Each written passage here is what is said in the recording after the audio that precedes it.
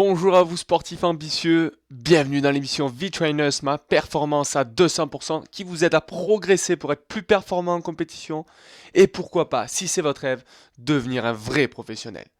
Je suis Jérôme Mengues, accompagnateur de sportifs pour V-Trainers, expert en progression de sportifs, préparateur mental certifié, préparateur de gardien de but de football avec une expérience en France, en Australie, avec la sélection internationale du Mali récemment lors du Festival international Espoir de Toulon. Dans l'émission d'aujourd'hui, je vais vous donner 5 astuces pour vous mettre en avant, pour éviter que les autres ne récoltent les fruits de votre travail, mais surtout pour vous mettre en valeur et réussir dans votre club. Bien faire son travail ne suffit pas, notamment pour progresser dans un club. Nous sommes dans un univers de compétition exacerbé dans tous les domaines et les talents ont besoin d'être mis en valeur plus que jamais. N'attendez pas que votre coach ou dirigeant vous remarque. Prenez les choses en main et mettez-vous en valeur grâce à quelques astuces que je vais vous citer dans quelques instants. C'est malheureux, mais un coach de manière générale ne fera pas la différence entre celui qui fait juste le nécessaire et celui qui se défoncera comme un fou. Son intérêt est que la machine tourne, qu'il y ait des résultats, les détails, on s'en fout, du comment, du pourquoi, avec qui et comment, sans obsession, son obsession, pardon, c'est le résultat.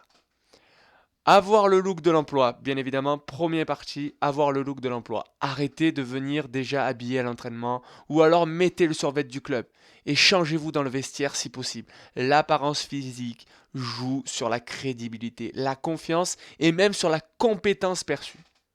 Deuxième point, entraînez votre Deuxième point, entraînez votre entraîneur. Je ne le dirai jamais assez à mes sportifs et à vous, échangez avec votre coach. Échangez. Dites-lui que tel ou tel exercice vous a plu, mais qu'il aurait fallu faire comme ça ou comme ça en plus, pour lui montrer que vous vous intéressez à son travail. Et ça le motivera. Ça le motivera pour que la prochaine fois, quand il travaillera sur ces exercices, il confectionnera ce type d'exercice différemment par rapport à ce que vous lui avez apporté en plus. Et puis ça le motivera vraiment, puisque au moins son exercice prend de la valeur, son travail prend de la valeur. Car lui aussi, des fois, il n'a pas forcément l'aval et on va dire le soutien de ses dirigeants. Donc faites-le vous, ça vient de vous et ça le motivera encore plus. Troisième point, soyez ouvert d'esprit bien évidemment. Ne restez pas dans votre coin, intéressez-vous à ce que font les autres. Comprenez leurs envies et leurs problèmes, en dehors du football également, pour avoir une vue globale de votre team. Dites bonjour à tout le monde, j'y tiens. Montrez-vous dans l'ensemble du club. Invitez à boire un café ou déjeuner vos coéquipiers, si vous en avez, pour leur parler de leur parcours. Parler de eux, c'est le but. Apprendre à les connaître, c'est votre objectif. Ce qu'ils font en dehors du sport, il faut s'y intéresser. De leur centre d'intérêt également. Soyez présent à toutes les occasions du club. En dehors et pendant le club. Pendant vos heures d'entraînement, en dehors pendant des réunions, des dîners, des repas dans le groupe, mais aussi du club. Vous devez être omniprésent et marquer le club de votre image. J'y tiens. Numéro 4, point numéro 4, astuce numéro 4, prenez la parole. Prenez la parole. Sortez de votre statut de simple spectateur. Devenez acteur de votre carrière. Moteur de votre team. Rendez-vous visible publiquement en prenant la parole positivement lors de réunions, de conférences, d'interviews. Montrez votre qualité d'orateur. La capacité à prendre la parole en public pour donner de la valeur à votre travail, à votre sport et à celui de votre team. Et c'est toujours très bien apprécié chez les coachs. Faites-leur comprendre que vous avez les mêmes valeurs qu'eux, que si vous êtes là, ce n'est pas pour rien. Créer de la complicité. Cinquième point, créer de la complicité. Oui, vous n'êtes pas là pour vous faire des amis. Je l'entends très souvent ça, hein. Je suis pas là, je suis pas dans ce groupe pour me faire des amis. Vous ne savez pas ce que demain est fait. Mais surtout, si vous êtes dans un sport collectif, arrêtez de croire que c'est les autres qui doivent vous intégrer au groupe alors que pas du tout. C'est les derniers arrivés qui doivent s'intégrer.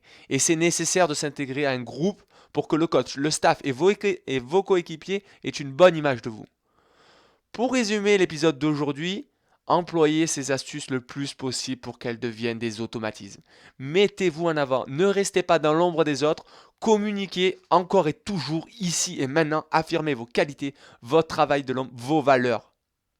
Le monde du sport est composé de deux types de personnalités, les résignés et les ambitieux. Si vous faites partie des ambitieux, je vous invite à vous inscrire tout de suite à la V-Trainers Academy. Première académie d'accompagnement de sportifs à distance au monde afin de vous aider à progresser avec des entretiens en préparation mentale en live par mois, 2 par mois, des fiches diététiques et des programmes de musculation sur mesure. C'était Jérôme Menguez pour V-Trainers, expert en progression sportive. À très bientôt sur le podcast.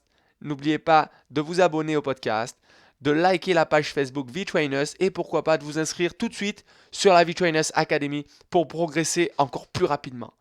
Merci à vous et à très vite.